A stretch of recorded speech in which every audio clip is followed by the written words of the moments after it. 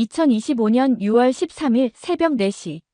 저는 하초르 공군기지 내 사관학교 교관 숙소에서 급박한 전화벨 소리에 잠에서 깨어났습니다.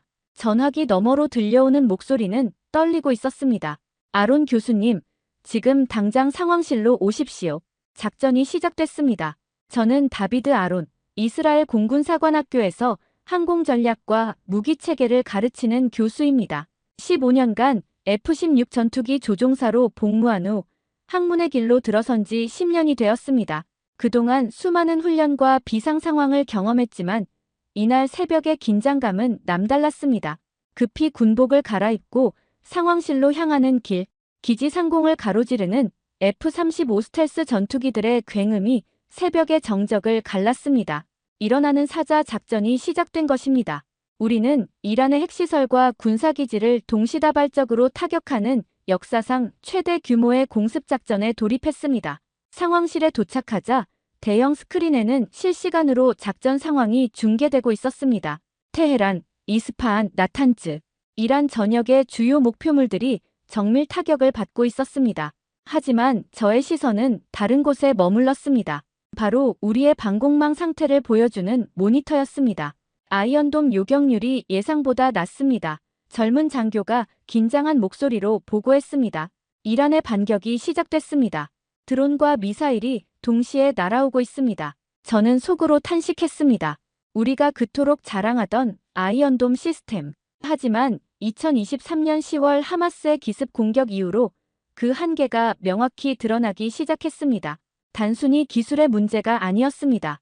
대량의 동시다발적 공격 앞에서는 어떤 방공망도 완벽할 수 없다는 것을 우리는 뼈저리게 깨닫고 있었습니다. 교수님, 제 옆에 서 있던 요시 베냐민 대령이 말했습니다. 국방부에서 긴급회의를 소집했습니다. 교수님도 참석하셔야 합니다. 텔아비브의 국방부 청사로 향하는 헬기 안에서 저는 5년 전의 악몽 같은 기억을 떠올렸습니다. 2020년 우리는 중국과 대규모 방공 시스템 도입 계약을 맺었었습니다. 당시 중국의 HQ-9 장거리 지대공 미사일 시스템은 가격면에서 매우 매력적이었고 중국 측은 기술 이전까지 약속했습니다. 이스라엘과 중국의 새로운 협력 시대가 열릴 것입니다. 당시 중국 대표단의 수장이었던 왕 장군의 말이 아직도 귓가에 맴돕니다. 그러나 그것은 시작에 불과했습니다.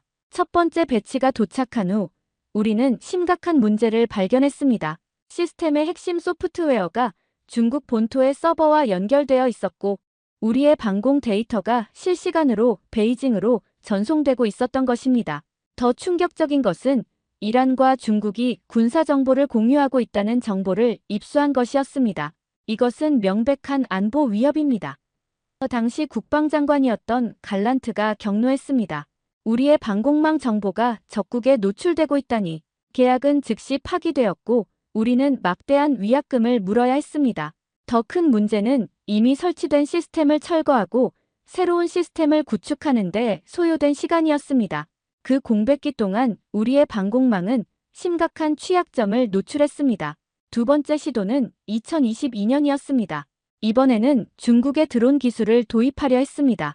윙룽2 무인기는 미국의 리퍼 드론에 필적하는 성능을 자랑했고 가격은 3분의 1에 불과했습니다. 하지만 이번에도 문제가 발생했습니다. 인도된 드론들은 사양서와 달랐습니다. 항속거리는 절반에 불과했고 탑재 가능한 무장 중량도 현저히 낮았습니다.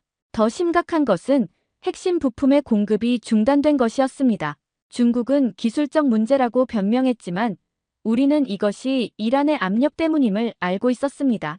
중국과의 군사협력은 더 이상 없다. 네타냐후 총리의 선언으로 우리는 다시 원점으로 돌아갔습니다. 수십억 달러의 손실과 2년이라는 귀중한 시간을 낭비한 후였습니다. 국방부 회의실에는 이미 군 수뇌부와 정보당국 관계자들이 모여 있었습니다. 이란의 반격이 예상보다 거세지면서 우리의 방공망 강화가 시급한 과제로 떠올랐습니다. 현재 아이언돔의 요격률은 82%입니다. 공군 참모총장이 브리핑을 시작했습니다. 하지만 이란이 탄도미사일과 드론을 동시에 운용하면서 우리 시스템의 과부하가 걸리고 있습니다. 대안이 있습니까? 국방장관의 질문이 떨어지자 조달본 부장이 일어섰습니다. 한국의 천국-II 시스템을 긴급 도입하는 방안을 검토 중입니다.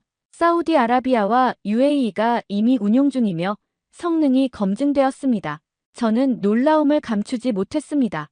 한국의 방공 시스템이라니. 하지만 곧 그들이 준비한 자료를 보고 생각이 바뀌었습니다. 천공2는 우리의 패트리어트보다 4분의 1 가격에 동시 교전 능력은 오히려 뛰어났습니다. 한국 측과 이미 접촉했습니까? 제가 물었습니다. 네, 리지넥스원과 하나시스템 관계자들이 내일 도착합니다. 교수님께서 기술 평가를 맡아주셨으면 합니다. 저는 고개를 끄덕였습니다. 사실 한국의 방산 기술에 대해서는 이미 들은 바가 있었습니다. 2022년 폴란드가 KE 전차를 대량 구매한 이후 NATO 내에서 한국 무기의 우수성이 화제가 되고 있었습니다. 회의가 끝난 후 저는 텔아비브 시내로 나갔습니다. 거리는 전시 상황임에도 불구하고 평소와 다름없이 활기찼습니다. 이스라엘 사람들의 강인함이 느껴지는 순간이었습니다. 하지만 가끔씩 울려 퍼지는 공습 경보음은 우리가 처한 현실을 일깨워 주었습니다. 카페에 앉아 커피를 마시며 저는 내일 만날 한국 대표단에 대해 생각했습니다. 중국과의 쓰라린 경험이 있었기에 새로운 파트너를 선택하는 일은 신중해야 했습니다. 하지만 어쩐지 이번은 다를 것 같은 예감이 들었습니다. 다음 날 아침 벤구리온 공항에서 한국 대표단을 맞이했습니다. 리지넥스원의 기술이사 김준호, 하나시스템의 해외사업 본부장, 박성민, 그리고 놀랍게도 한국 공군 출신의 무기체계 전문가 이상훈 박사가 함께 왔습니다. 안녕하십니까? 아론 교수님. 만나 뵙게 되어 영광입니다. 김준호 이사가 유창한 영어로 인사했습니다. 그의 악수는 단단했고 눈빛은 자신감이 넘쳤습니다. 우리는 곧바로 하초르 기지의 기술평가실로 이동했습니다. 가는 길에 이상훈 박사와 나눈 대화는 인상적이었습니다. 한국도 북한이라는 상시적 위협에 노출되어 있습니다. 그가 말했습니다. 천공 시스템은 실전을 염두에 두고 개발되었습니다. 단순한 기술 과시가 아니라 생존을 위한 필수 무기 체계입니다. 그의 말에는 진정성이 있었습니다. 중국 대표단에 과장된 선정과는 확연히 달랐습니다. 기술평가실에서 그들이 보여준 프레젠테이션은 놀라웠습니다. 천공2 시스템의 다층 방어 개념, 초당 200개 표적 동시 추적 능력, 그리고 무엇보다 검증된 실전 배치 사례들이 인상적이었습니다. 사우디아라비아는 작년에 예멘 후티 반군의 드론 공격을 천국-II로 100% 요격했습니다. 박성민 본부장이 설명했습니다. 이란제 샤헤드 드론도 포함되어 있었습니다. 저는 눈이 번쩍 뜨였습니다. 이란제 드론 요격 경험이 있다는 것은 큰 장점이었습니다. 그런데 한 가지 궁금한 점이 있습니다. 제가 물었습니다. 한국은 중국과도 긴밀한 경제관계를 맺고 있는데 기술 보안은 어떻게 보장합니까? 김준호 이사가 미소를 지었습니다. 좋은 질문입니다. 저희는 2016년 사드 배치 때 중국의 경제 보복을 경험했습니다. 그 이후로 군사기술에 있어서는 철저한 보안 체계를 구축했습니다. 모든 핵심 기술은 한국에서만 생산되며 소스 코드는 완전히 독립적입니다. 이상훈 박사가 덧붙였습니다. 더 중요한 것은 한국과 이스라엘은 같은 가치를 공유하는 민주주의 국가라는 점입니다. 우리는 자유와 민주주의를 지키기 위해 싸우는 동지입니다. 일주일 후 네게브 사막의 비밀 시험장에서 천국-II의 실사격 시험이 진행되었습니다. 이스라엘 국방부는 이란의 실제 공격 패턴을 시뮬레이션한 가혹한 시험 조건을 제시했습니다. 첫 번째 시나리오, 시험 통제관이 어나운싱했습니다. 탄도미사일 4발, 순항미사일 6발, 드론 20대 동시 공격. 한국 기술진은 침착하게 시스템을 작동시켰습니다. 레이더가 목표물을 포착하고 자동으로 위협 순위를 매겼습니다. 그리고 경이로운 일이 벌어졌습니다. 30개의 목표물이 단 2분 만에 모두 격추되었습니다. 명중률 100%. 어떻게 이것이 가능합니까? 옆에 있던 이스라엘 공군 대령이 감탄했습니다. 한국형 전투체계의 핵심은 인공지능 기반 표적 할당 알고리즘입니다. 김준호 이사가 설명했습니다. 0.3초 만에 최적의 요격 방안을 계산합니다. 두 번째, 세 번째 시나리오도 완벽하게 통과했습니다. 특히 저고도 침투 드론과 고고도 탄도미사일을 동시에 요격하는 능력은 우리 군 관계자들을 놀라게 했습니다. 시험이 끝난 후 우리는 현장에 설치된 임시 회의실에 모였습니다. 분위기는 뜨거웠습니다. 인상적입니다. 이스라엘 공군 참모차장이 말했습니다. 하지만 실전은 다릅니다. 전자전 환경에서도 이런 성능을 유지할 수 있습니까? 이상훈 박사가 대답했습니다. 한국은 북한의 지속적인 GPS 교란과 전자전 공격을 받아왔습니다. 천궁2는 이런 환경에서 개발되고 검증되었습니다. 다중 주파수 운용과 관성항법 시스템 통합으로 전자전 내성을 확보했습니다. 그때 긴급 전화가 왔습니다. 이란이 호르무즈 해협 봉쇄를 선언했다는 소식이었습니다. 회의실의 분위기가 순식간에 무거워졌습니다. 시간이 없습니다. 국방부 조달본부장이 말했습니다. 얼마나 빨리 납품할 수 있습니까? 박성민 본부장이 태블릿을 꺼내 확인했습니다. 첫 번째 포대는 2주 내 공수 가능합니다. 한국 정부가 이미 승인했습니다. 현재 경기도 평택의 생산 라인에서 24시간 가동 중입니다. 저는 다시 한번 놀랐습니다. 2주라니. 중국은 6개월을 약속하고도 1년이 걸렸었습니다. 천궁2 도입이 결정된 후 한국 측은 추가 제안을 했습니다. 육군이 관심을 보이고 있는 K2 전차와 K9 자주포를 소개하고 싶다는 것이었습니다. 사실 저희가 먼저 제안하려고 했던 사항입니다. 육군 기갑군단장인 미카엘 코엔 소장이 말했습니다. 우리 메르카바 전차도 훌륭하지만 현재 생산 라인이 포화 상태입니다. 우리는 한국 현대로템이 임시로 설치한 전시장으로 이동했습니다. 거기에는 폴란드에 납품된 것과 동일한 K2 전차가 전시되어 있었습니다. 첫인상은 강렬했습니다. 메르카바보다 날렵하면서도 중후한 위압감이 있었습니다. 특히 자동장 전장치가 인상적이었습니다. 분당 15발 발사가 가능합니다. 현대로템의 수석 엔지니어 최영수가 설명했습니다. 메르카바의 3배 속도입니다. 시승에 나선 이스라엘 전차병들의 반응은 뜨거웠습니다. 특히 가파른 경사로를 거침없이 오르는 기동력에 모두가 감탄했습니다. 이것이 바로 흑표의 힘입니다. 최 엔지니어가 자부심 가득한 목소리로 말했습니다. 1500마력 엔진과 한국형 현수장치의 조합입니다. 하지만 가장 인상적인 것은 가격이었습니다. 메르카바 4의 절반 가격에 납기는 3분의 1이었습니다. 어떻게 이런 가격이 가능합니까? 코엔 소장이 물었습니다. 대량 생산 체제와 수직 계열화된 부품 공급망 덕분입니다. 최 엔지니어가 대답했습니다. 한국은 연간 200대 이상을 생산할 수 있는 능력을 갖추고 있습니다. 그때 긴급 뉴스가 전해졌습니다. 이란의 미사일이 텔아비브 시내에 떨어져 민간인 사상자가 발생했다는 것이었습니다. 우리의 아이언돔이 일부 미사일을 놓친 것이었습니다. 더 이상 지체할 시간이 없습니다. 코헨 소장이 단호하게 말했습니다. K2 전차 48대를 즉시 주문하겠습니다. 네게브 사막의 포병 훈련장, K9 자주포의 시험 사격이 진행되었습니다. 한국 한화에어로스페이스의 기술진이 직접 와서 시연을 준비했습니다. K9은 단순한 자주포가 아닙니다.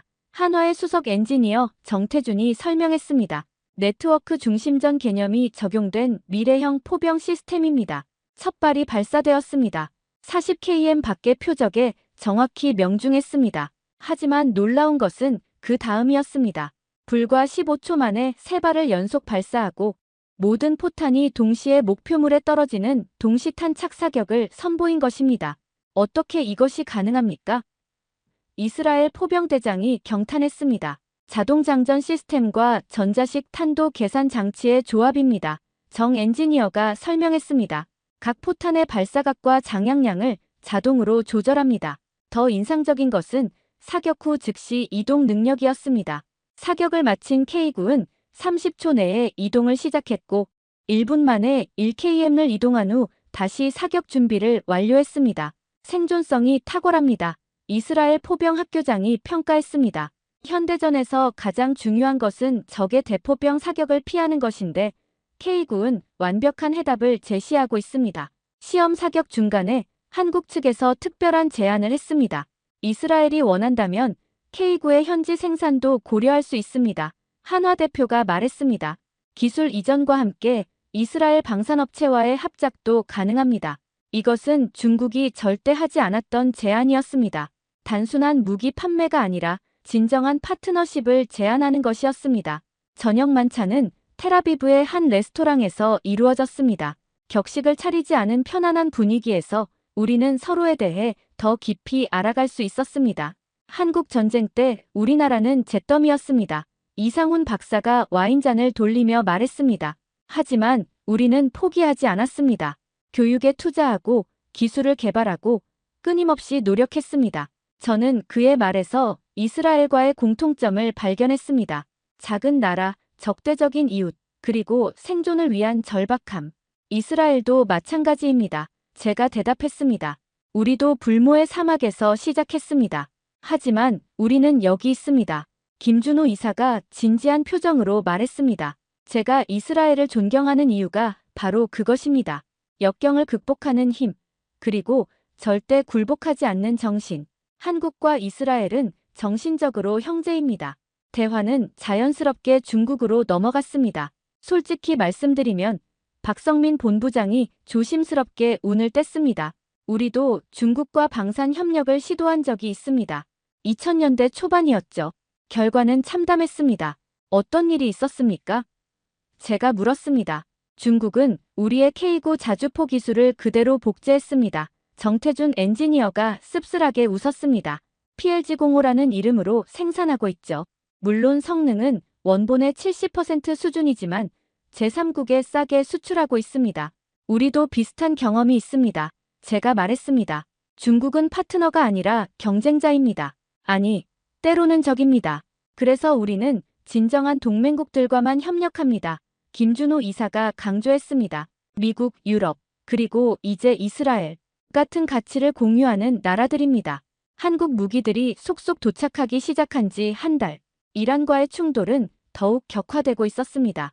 그러던 중 천궁2가 실전에서 그 진가를 발휘할 기회가 왔습니다. 이란은 대규모 공격을 감행했습니다.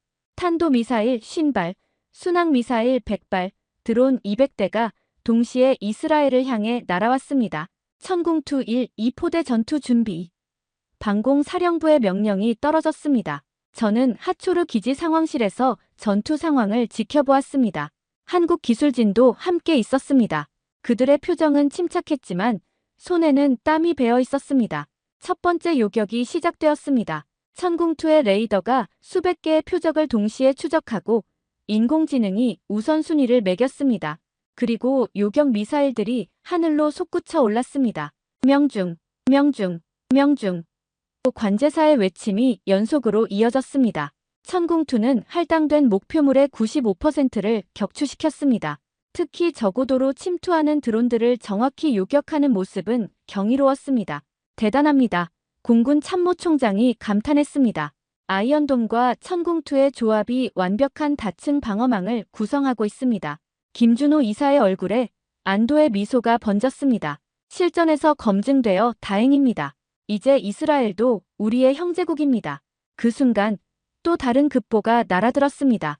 북부 전선에서 헤즈볼라가 대규모 지상 공격을 시작했다는 것이었습니다. K2 전차와 K9 자주포가 투입될 시간이었습니다. 그리고 갈릴리 북부 전선, 헤즈볼라의 대규모 공격이 시작되었습니다. 수천 명의 무장 대원들이 국경을 넘어 침투를 시도했습니다. K2 전차 중대, 전진. 기가벼단장의 명령이 떨어졌습니다. 저는 공군 연락장교로서 전선 지휘소에 파견되어 있었습니다. 한국에서 온 군사 고문단도 함께였습니다. 그들은 K2 전차의 첫 실전을 지켜보기 위해 위험을 무릅쓰고 최전선까지 왔습니다. K2 전차들이 굉음을 내며 전진했습니다. 그 모습은 장관이었습니다. 특히 험준한 갈릴리 산악 지형을 거침없이 누비는 기동력은 우리 전차병들조차 놀라게 했습니다. 적 전차 발견. 이시방향 1500m. 전차장의 보고가 들렸습니다. 헤즈볼라가 운용하는 구소련제 T-72 전차였습니다. K2의 사격 통제 장치가 즉시 목표를 포착했습니다. 발사. 128강포가 불을 뿜었습니다. 포탄은 정확히 T-72의 포탑을 관통했습니다. 불과 3초 후 자동장 전장치가 다음 포탄을 장전했습니다. 목표 격파. 다음 목표 수색 중. 전투는 일방적이었습니다. K2 전차의 우수한 사격 통제 장치와 장갑 방호력은 헤즈볼라의 구식 무기로는 상대가 되지 않았습니다. 특히 능동방어 시스템이 대전차 미사일을 연속으로 격추시키는 모습은 압권이었습니다. 18대 격파했습니다. 대대장이 보고했습니다. 아군 피해는 제로입니다. 한국 군사고문단의 육군 대령이 조용히 말했습니다. K는 단순한 전차가 아닙니다. 한국의 기술력과 혼이 담긴 작품입니다. 그때 후방에서 K9 자주포의 포격이 시작되었습니다. 헤즈볼라의 2차 공격 제대를 사전에 제압하는 것이었습니다. K9 자주포 대대가 전개된 후방 포병 진지 18문의 K9이 일제히 포구를 들어올렸습니다. 목표 헤즈볼라 집결지 거리 32km 동시 탄착 사격 준비 포병 대대장의 명령에 따라 각 자주포가 신속하게 사격 재원을 입력했습니다. 한국 한화기술진이 현장에서 기술 지원을 하고 있었습니다. 발사 18문의 K9이 동시에 불을 뿜었습니다. 그리고 놀라운 일이 벌어졌습니다. 각 자주포가 15초 간격으로 3발씩을 발사했는데 54발의 포탄이 모두 동시에 목표 지역에 떨어진 것입니다. 목표 지역 제압 완료. 전방 관측병의 보고가 들려왔습니다. 헤즈볼라 증원 부대 70% 이상 무력화. 이스라엘 포병 장교들이 경악했습니다. 이런 정확도와 화력은 지금까지 경험해보지 못한 것이었습니다. 즉시 진지 변경. 대대장의 명령이 떨어지자 K9들은 신속하게 이동을 시작했습니다. 불과 2분 만에 1km를 이동한 후 다시 사격 자세를 갖추었습니다. 아니나 다를까 이전 진지에 헤즈볼라의 로켓포 반격이 쏟아졌습니다. 하지만 이미 K9들은 그곳에 없었습니다. K9의 기동성이 승리의 열쇠입니다. 정태준 엔지니어가 설명했습니다. 현대전에서 포병의 생존성은 화력만큼이나 중요합니다. 전투가 계속되면서 K9의 또 다른 장점이 드러났습니다. 자동화된 탄약 보급 시스템 덕분에 지속적인 화력 지원이 가능했던 것입니다. K10 탄약 운반차가 전투 중에도 신속하게 재보급을 실시했습니다. 이것이 바로 한국형 전투 시스템의 위력입니다. 한국 육군 대령이 자부심을 감추지 못했습니다. 모든 것이 유기적으로 연결되어 있습니다. 72시간의 격전 끝에 헤즈볼라의 대규모 공세는 완전히 격퇴되었습니다. K2 전차와 K9 자주포의 활약은 결정적이었습니다. 하이파의 한 호텔 연회장, 승리를 축하하는 리셉션이 열렸습니다. 이스라엘 군 수뇌부와 한국 대표단이 한자리에 모였습니다. 여러분의 무기가 우리 병사들의 생명을 구했습니다. 국방장관이 감격스럽게 말했습니다. 이것은 단순한 무기 거래가 아닙니다. 진정한 동맹의 시작입니다. 김준호 이사가 일어나 답사를 했습니다. 한국과 이스라엘은 비슷한 운명을 공유하고 있습니다. 작지만 강한 나라, 민주주의의 보루, 우리의 협력이 두 나라 모두를 더 강하게 만들 것입니다. 그때 뜻밖의 손님이 도착했습니다. 한국 국방부 장관이 특별기로 이스라엘을 방문한 것이었습니다. 이스라엘의 승리를 축하합니다. 한국 국방장관이 말했습니다. 그리고 더 큰 협력을 제안하러 왔습니다. 모두가 숨을 죽이고 그의 다음 말을 기다렸습니다. 한국과 이스라엘의 방산 기술을 결합한 공동 개발 프로젝트를 제안합니다. 차세대 전투기, 무인 전투 시스템, 그리고 우주 방어 체계까지 함께라면 불가능이 없을 것입니다. 연회장이 박수 소리로 가득 찼습니다. 저는 가슴이 벅차올랐습니다. 이것이 바로 우리가 찾던 진정한 파트너십이었습니다. 그리고 얼마 뒤 저는 한국대전의 국방과학연구소를 방문했습니다. 이스라엘 기술 대표단의 일원으로서였습니다. 연구소의 규모와 시설은 인상적이었습니다. 특히 무인기 개발동에서 본 것들은 놀라웠습니다.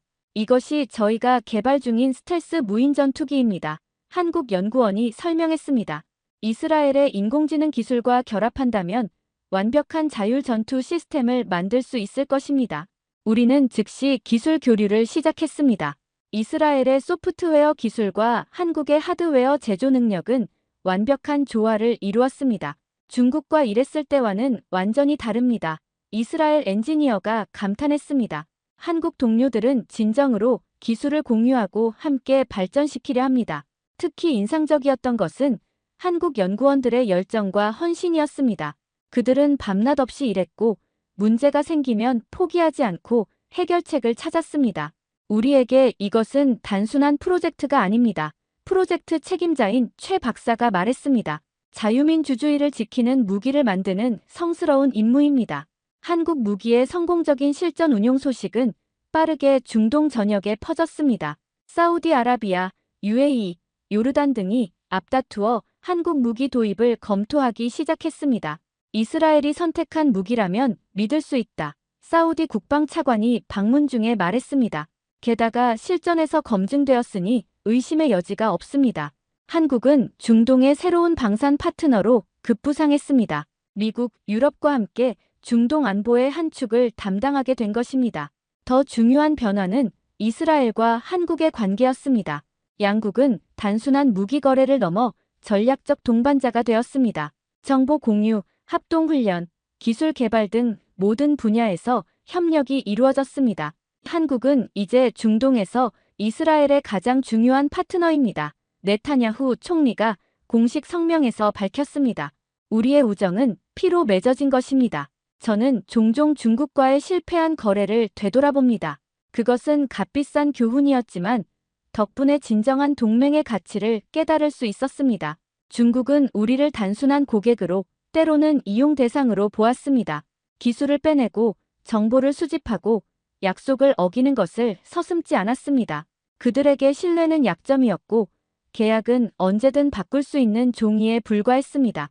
반면 한국은 달랐습니다. 그들은 우리를 존중했고 약속을 지켰으며 진정으로 함께 성장하기를 원했습니다. 무엇보다 같은 가치관을 공유했습니다. 자유, 민주주의, 그리고 인간의 존엄성. 기술은 사람이 만듭니다. 김준호 이사가 한 번은 이렇게 말했습니다. 그리고 신뢰는 기술보다 더 중요합니다. 한국과 이스라엘의 협력이 성공한 이유는 바로 그 신뢰 때문입니다. 걱정하지 마십시오. 한국 정부 관계자가 우리를 안심시켰습니다. 우리는 이미 한 번 경험했습니다. 2016년 사드 때처럼요. 이번에도 극복할 것입니다. 실제로 한국의 대응은 단호했습니다. 중국 의존도를 줄이고 새로운 시장을 개척하며 기술 자립도를 높였습니다. 오히려 위기를 기회로 만드는 한국인들의 저력을 보았습니다. 이스라엘도 한국을 지원했습니다. 양국은 경제 협력을 대폭 확대했고 제3국 시장에서 공동 진출을 추진했습니다. 특히 아프리카와 남미에서 한국-이스라엘 컨소시엄이 큰 성공을 거두었습니다. 감사합니다. 두 번째 사연 바로 시작하겠습니다. 안녕하세요. 장휘라고 합니다. 저는 중국 베이징 출신으로 이름만 대면 알만한 대형 출판사에서 근무하며 중국 고대 문헌을 분석하고 번역하는 일을 맡아왔습니다. 제 전공은 한자학이지만 사실 한국어 연구에도 관심이 많아서 몇 년 전부터는 중국 고대 문헌을 통하여 본 동아시아, 문자체계의 진화 같은 주제로 강연도 다니며 활동해왔습니다. 늘 저는 중국이야말로 문자와 문화의 원류라고 굳게 믿었고 주변국들은 모두 중국을 모방하거나 혹은 중국의 문화를 가져가서 약간 변주한 것이라고 확신하며 살았습니다. 한국의 훈민정음에 대해서도 거 다 중국 한자 따라하는 거고 별거 아니다라고 말하곤 했습니다. 그런데 며칠 전 우연히 한국 대학교에서 열린 국제학술 강연을 참관할 기회가 생겼습니다. 그곳에서 훈민정음과 한반도의 어떤 가문, 그리고 이맥이라는 사람이 썼다는 고서, 태백일사라는 게 언급되는 걸 듣고는 괜히 호기심이 생겼습니다. 사실 저는 처음부터 한국 역사를 얕잡아보고 조롱하려고 작정하고 갔습니다. 어차피 한국이란 나라의 모든 문화나 기술은 중국이 전수해준 것이라는 생각이 제 뿌리 깊은 인식이었습니다. 저는 당당하게 행사장에 들어가서 내가 바로 중국에서 문자 연구로 명성을 떨치는 장의이다. 훈민정음이니 뭐니 결국 한자의 하위, 호한 정도 아니냐라고 마음속으로 크게 웃으면서 의기양양하게 앉았습니다. 물론 제 말투나 행동은 겉보기에야 제법 예의 있는 척으로 포장했지만 속으로는 어디 한국 것들. 과연 얼마나 터무니없는 헛소리를 하나 보자라는 비웃음을 감추지 못했습니다. 그날 강연장에는 진태영 교수라는 분이 메인 발표자였습니다. 이 진태영 교수는 훈민정음에 들어있는 철학적 가치와 한국의 옛 가문 중 하나인 고성이씨, 가문고성이라는 지역에서 비롯된 가문이라고 하더군요.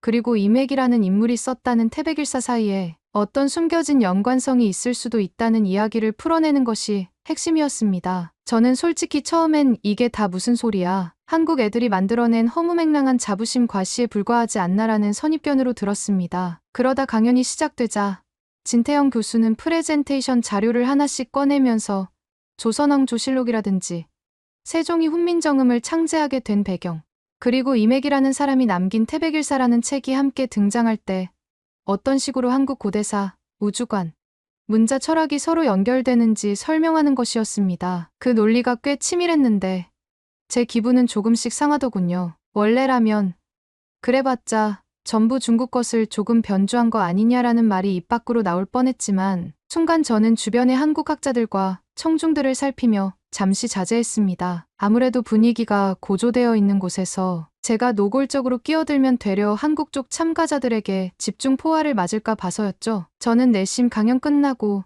질의응답 시간에 한 방 먹여주자라고 속으로 벼르고 있었습니다. 강연 도중 인하대 학생들이나 외부에서 온 한국인들이 중간중간 박수를 치고 고개를 끄덕이는 모습을 보고 있자니 너무 당당해 보이더군요. 역시 한국인들은 착각의 나라에 살고 있구나. 모든 게 자기들이 최고라고 믿는 건 중국이 원류라는 사실을 몰라서 그렇겠지라는 비아냥이 제 머릿속을 떠나지 않았습니다. 그러던 차에 진태영 교수가 훈민정음과 태백일사의 공통 지점으로 언급한 개념, 예를 들어 천지인 사상, 참제오행, 소격서, 편천사 등등이 나올 때마다 세종이 단지 한자나 범어인도 불교에서 쓰는 문자 등을 참조해 자국 문자를 만들었다고 알고 있던 제 관념이 조금씩 흔들리는 겁니다. 강연자의 설명으로는 세종이 단군에 대한 관심이 컸고 조선 초기부터 중기까지 이어진 소격서 논쟁과 고대, 우리 전통을 담았다는 어떤 책들을 없애려 했던 강경파 학자들 사이에 치열한 갈등이 있었으며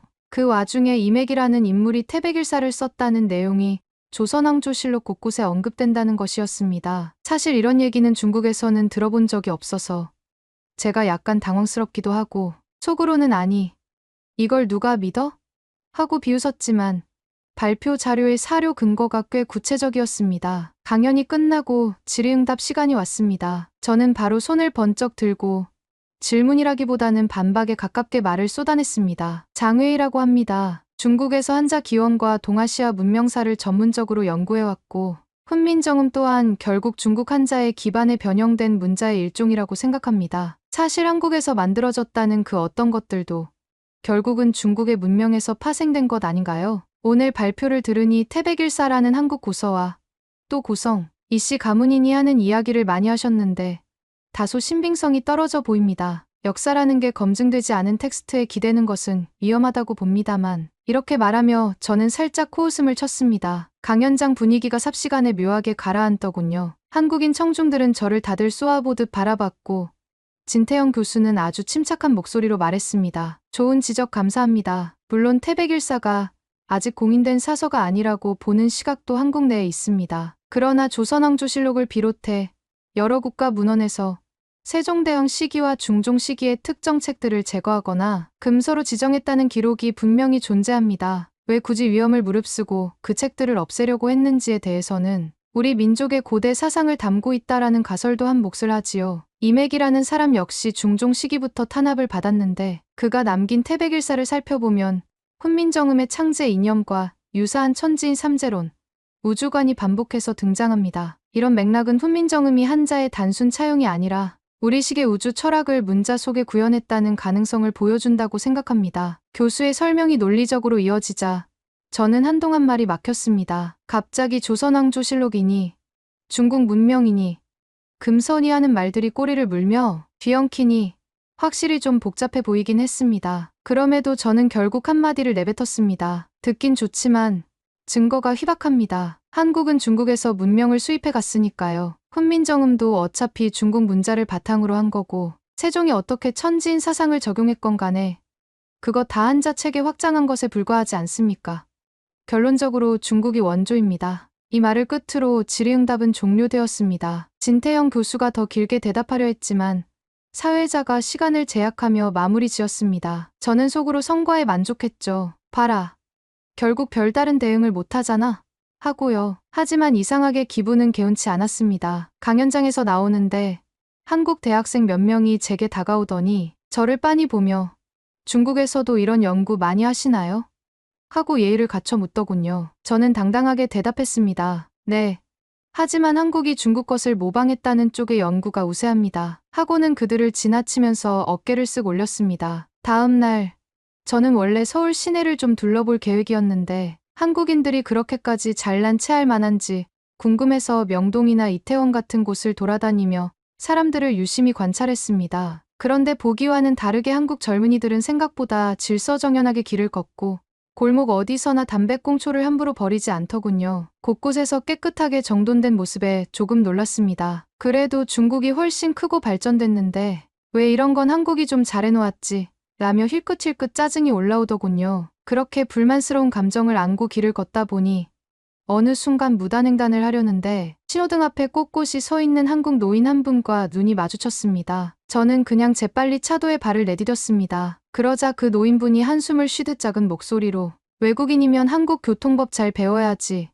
위험하다 하고 말하더군요. 제가 무시하고 건너려다 차가 확 지나쳐서 큰일 날 뻔했습니다. 순간 얼굴이 약간 화끈거렸지만 오히려 제가 화를 내듯 중국에서는 이 정도쯤이야 라고 중얼거리곤 자리를 떴습니다. 며칠 뒤 학술 세미나가 하나 더 있다고 하여 저는 다시 강연장으로 향했습니다. 사실 이번엔 한국 학자들을 더 제대로 코너에 몰아붙이고 훈민정음의 정체가 결국 중국 한자 체계라는 걸 입증해 주리라는 기대가 컸습니다. 세미나에는 한국 국사학계에 몸 담고 있는 중견 연구자들이며 훈민정음을 실제로 가르치는 국어 교육 전문가, 그리고 각종 전통 문화를 연구하는 지자체 공무원까지 다양한 직업의 한국인이 모였습니다. 저는 중간에 화장실을 가려고 잠시 밖으로 나왔는데 거기서 한국의 고등학생들로 보이는 단체가 수학여행 비슷하게 견학을 온 모양이었습니다. 그 아이들은 복도 한쪽에 줄지어 서로 잡담을 하며 강연 장소에 들어가기 전 대기하고 있었습니다. 저는 괜히 앞줄로 쭉 들어가고 싶어서 사람들을 치고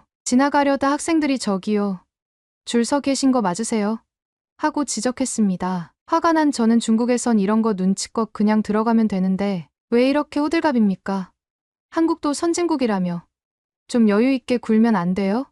하고 쏘아붙였습니다. 그러자 학생들이 굉장히 당황해 보이면서도 여긴 한국이고 규칙이 있습니다. 줄을 끝에서부터 서주세요. 그리고 목소리 좀 낮추시죠라며 또박또박 말하더군요. 어린 학생이는데도 저를 저지하는 모습이 조금 우스워서 한숨을 푹 쉬고는 할 수 없이 맨 뒤로 갔습니다. 그 상황을 주변에 있던 한국인 어른들이 다 지켜보고 있었고 저는 살짝 망신스러운 느낌을 받았습니다. 이어서 오후 세션에서는 한국의 지방자치단체에서 근무한다는 공무원이 프레젠테이션을 하면서 훈민정음 연구 결과와 지방문화사업의 접목 사례를 발표했습니다. 이 발표에서 저는 다시 한번 태백일사와 고성 이씨 가문 이야기를 듣게 됐습니다. 그리고 이맥이라는 인물에 대한 구체적인 일화나 조선시대에 무슨 탄압을 받았다는 기록이 어떻고 하는 이야기도 더 자세히 나왔습니다. 제 생각에 한국인들은 참 쓸데없이 복잡한 옛 기록들을 집요하게 파고든다는 생각이 들었습니다. 차라리 우리 중국처럼 주요 왕조 기록만 딱딱 외우고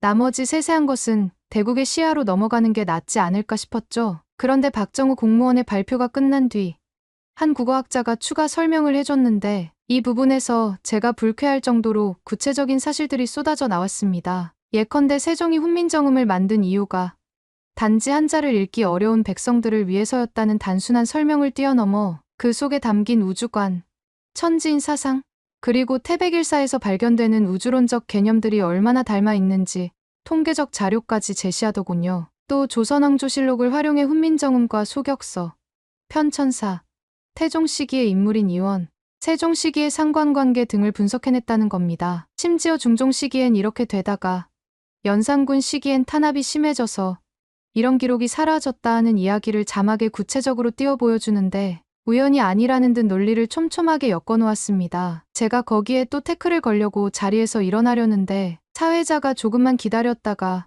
종합 질의응답 시간을 드리겠다고 만류하더군요. 저는 기분이 나빠서 일부러 밖으로 나와 버렸습니다. 잠깐 캠퍼스 구경이나 할 겸 밖으로 나갔는데 바로 그때 또한 무리의 중국인 관광객들이 단체로 몰려와 캠퍼스 구내식당 근처에서 담배를 피우고 큰 소리를 내며 떠들고 있었습니다. 제가 보니 대부분 제 고향 베이징에서 온 듯한 이들 같은데 쓰레기를 아무데나 버리고 여학생들이 다니는 복도 앞에서 가래침을 뱉는 모습을 보고 한국 학생들이 아주 불쾌한 표정을 짓고 있더군요. 그래도 저는 그래.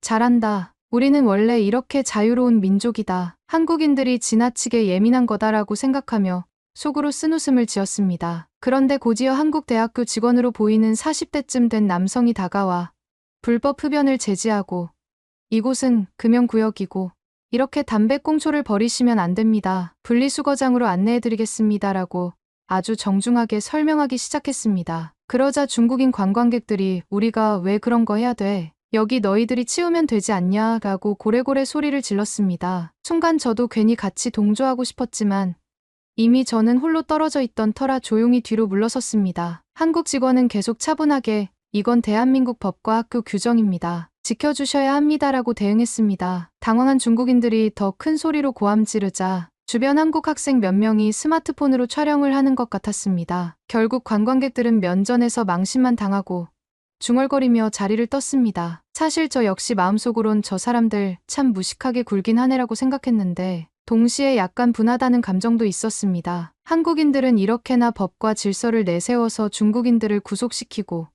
우월감에 빠진 듯이 보이니까요. 한편으론 저 한국 직원의 침착한 태도에 제가 할 말이 없어지는 느낌이 들었습니다. 그렇게 다시 세미나장으로 돌아왔을 때 이미 종합 토론이 한창이었습니다. 진행자는 아까 질문하시려고 하셨죠? 이제 발언 기회를 드리겠습니다라고 말했고 저는 마이크를 잡았습니다. 네. 장외이라고 합니다. 뭐 여러 얘기를 들었고 태백일산이 고성 이씨 가문이니 이맥이라는 분이 썼다는 글과 훈민정음 창제의 상관관계를 그렇게 길게 설명하시는데 결국은 한자의 영향이 절대적이라는 사실을 부정할 수 없지 않나요? 저는 아무리 들어도 이 모든 것은 중국의 문자 체계에서 파생된 것일 뿐이라고 생각합니다. 한국이 독자적으로 뭔가를 만들었다고 주장하지만 결과적으로는 중국이 모태라는 걸 벗어날 수 없을 겁니다. 이번에는 국문학 박사 과정을 밟고 있다는 한 학생이 조곤조곤 반박했습니다. 물론 한자의 영향력을 무시하긴 어렵습니다. 세종 역시 한자를 잘 알고 있었고 중국 고전에 대한 조예가 깊었습니다. 하지만 세종이 훈민정음을 창제한 원리가 단순히 한자를 각색한 것이 아니라 천지인 사상과 삼재오행, 그리고 군왕이 백성을 위한다는 유교적 이념을 한글 구조와 철학에 녹였다는 점이 중요합니다. 사실 이런 점은 중국 문자에서는 좀처럼 찾아보기 어렵습니다. 더욱이 태백일사에 등장하는 우주론, 예컨대 편천사나 소격서 관련된 사상, 그리고 이맥이 소개한 고대의 책들 역시 삼신오제 같은 동아시아 전체의 보편적 틀과 같으면서도 조선 특유의 해석이 들어있거든요. 중국이 원류라면 왜 조선에서만 이런 식의 문자 창제가 구현됐을까요? 제가 다시 발끈하며 중국이 이미 워낙 완성된 문명이라 굳이 새로운 문자를 만들 필요가 없었던 거죠. 결국 한국은 중국을 흉내내다가 자신들 나름의 왜곡된 길을 간 겁니다. 그리고 그런 흔적이 훈민정음에 남아있는 것 아닙니까? 문명이 높은 대국은 애초에 이런 일에 신경 안 써도 됩니다. 한국인 참가자들 사이에서 탄식 같은 소리가 흘렀습니다. 어떤 이는 또 저런다는 듯 고개를 설레설레 흔들더군요. 결국 제가 하고 싶은 말은 너희 한국 거 전부 중국이 주인이고 너희가 조금씩 변형만 했다라는 거였으니까요. 저는 제가 논리적으로 이길 수 없으면 결국 중국이 대국이니 필요 없었다라는 식의 정신승리를 하는 게 차라리 편했습니다. 그 순간 저를 곁에서 지켜보던 젊은 한국인 연구원 한 명이 조용히 손을 들고 말했습니다. 장회의 선생님, 그럼 이맥이 태백일사에서 말한 천지인 합일 사상이라든지 훈민정음에 녹아있는 인간이 우주의 중심이라는 철학적 관념도 중국의 것인가요? 중국 역대 왕조 기록을 보면 황제 스스로가 하늘에 제사를 지내는 제천의식 등은 있어도 백성을 위한 독자 문자를 개발한 사례는 찾아보기 어렵습니다. 혹시 비슷한 사상이 있으니 소개해 주실 수 있으신가요? 완전히 저를 논리적으로 궁지에 몰아넣는 질문이었습니다. 저도 한동안 말이 막혀서 뭐라 답할지 고민하다가 결국은 무턱대고 중국 문명이 훨씬 깊고 넓기 때문에 굳이 기록되지 않은 것도 많다라며 우겼습니다. 눈앞에 젊은 연구원이 미묘한 표정으로 문헌 근거가 없긴 하군요. 감사합니다라고 마무리하자 저는 도리어 화가 침이 올라서 자리를 박차고 나가고 싶었습니다. 하지만 여기서 또 한 번 도망치는 꼴을 보이기 싫어 참고 앉아 있었는데 다른 참석자들 역시 은근히 비웃듯이 흘끔흘끔 쳐다보더군요. 오기가 생긴 저는 한껏 목소리를 높여 그냥 한국이 스스로 그럴듯한 전통을 창작해낸 거라고도 볼 수 있지 않나요? 태백일사라든지 그런 고서가 완벽한 진본이라는 증거가 어디 있습니까? 다 가짜 아닙니까? 라고 몰아붙였습니다. 그러자 이번에는 한국인 사학자인 정재훈이라는 이가 아주 또박또박 반박했습니다. 그렇다면 장회의 선생님께서는 조선왕조실록 곳곳에 기록된 금서 관련 왕명과 태백일사에 일치하는 책, 제목들이 나열된 것이 어떻게 우연이라 보시는지요? 심지어 훈민정음 해례본에도 천지인 사상을 비롯한 삼재호인 구조가 분명히 언급돼 있는데 중국에서 그대로 가져왔다면 왜 중국에서 미리 한글과 같은 문자를 만들지 않았겠습니까? 역사적으로나 논리적으로나 한국이 독자적으로 발전시킨 점을 저희는 데이터로 보여드리고 있습니다. 저는 또 한 번 할 말이 막혔습니다. 주변에서 들려오는 한국인들의 시선이 더욱 따갑게 느껴졌죠. 아, 이래서 내가 한국 애들이랑 문화 토론을 하면 피곤하다니까 라는 생각이 머릿속을 스쳤습니다. 결국 저는 크게 한숨을 쉬며 어쨌든 중국이 원류입니다. 한국이 뭘 해도 중국을 넘을 순 없어요. 당신들이 아무리 날더러 근거가 어쩌니 이론이 어쩌니 해도 대국인 우리 중국이 없었으면 한국은 애초에 문자고 문화고 존재할 수 없었습니다. 하고 목소리를 터뜨렸습니다. 이 장면에서 다들 정색하고 절 쳐다봤는데 분위기가 살벌해지려다 진행자가 아주 애써 웃으며 회의를 마무리 지었습니다. 사실상 제가 이성을 잃고 아무 말이나 퍼부은 거라 다른 발표자들이나 참석자들이 저를 반박하기에도 아까운 존재라는 듯 외면하는 느낌이었지요. 세미나가 끝나고 밖으로 나왔을 때 몇몇 한국인 대학원생들이 저를 보며 수근거리는 소리가 들렸습니다. 저 사람은 그냥 자기 생각 바꾸기 싫어서 저러는 듯. 논리 부족하면 무조건 중국 타령이네. 태백일산이 훈민정음이니 이런 연구는 계속 발전할 텐데. 본인은 끝까지 부정만 하다가 돌아가겠지 하는 말이 들렸습니다. 그 길을 나오면서도 저는 단 한 번도 그래, 한국이 뭔가 엄청난 일을 해낸 건 맞구나라는 사실을 인정하고 싶지 않았습니다. 비록 논리적으로는 궁지에 몰렸고 여러 연구자들에게 논파당한 듯 보이지만 끝까지 제 머릿속에서는 한국은 중국을 따라한 것일 뿐 뭔가 거창하게 포장하는 쇼를 하고 있다. 저건 다 가짜일 거야. 역사적 증거 어쩌고 하는 것도 결국 조작이지라는 확신을 버리지 못했습니다.